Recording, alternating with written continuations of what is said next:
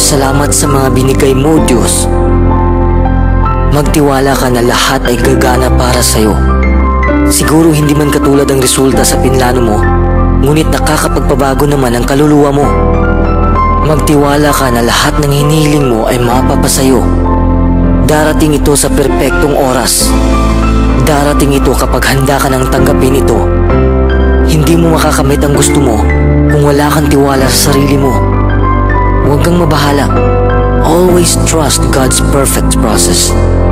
Maging positibo ka lang palagi kahit hindi mo pa nakikita ang bunga ng iyong pagsisikap. Keep watering your dreams. Damhin mo na para bang nakamit mo na ang gusto mo. Damhin mo kung ano ang tunay na pakiramdam na wala ka nang mahihiling pa. That's what we are all seeking. The feeling that we have it all. And we do have it all. It's all inside of us. True success is when you come to a place of needing nothing, yet having everything. Minsan hindi natin makakamit ang gusto natin. Minsan hindi natin makukuha sa inaasahan nating oras. Hindi dahil sa hindi ka karapat-dapat sa mga bagay na gusto mo, kundi karapat-dapat mo makamit ang mas higit pa. Karapat-dapat ka sa iyong paglalakbay.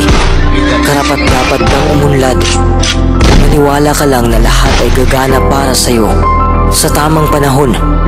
Huwag kang sumuko kung nahihirapan kang abutin ang pangarap mo. Lahat ng mahihirap na pagsubok ay malalampasan mo. It will pass. Just keep moving forward. Kung susuko ka, talo ka.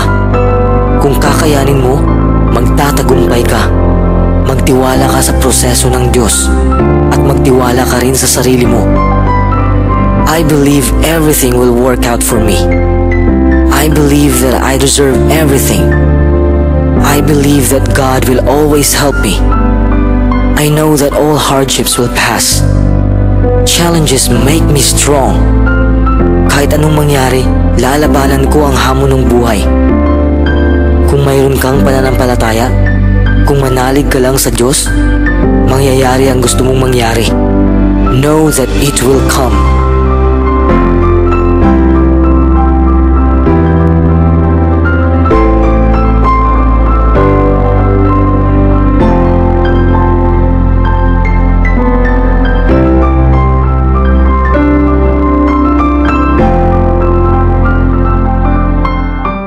Thanks for watching. God bless.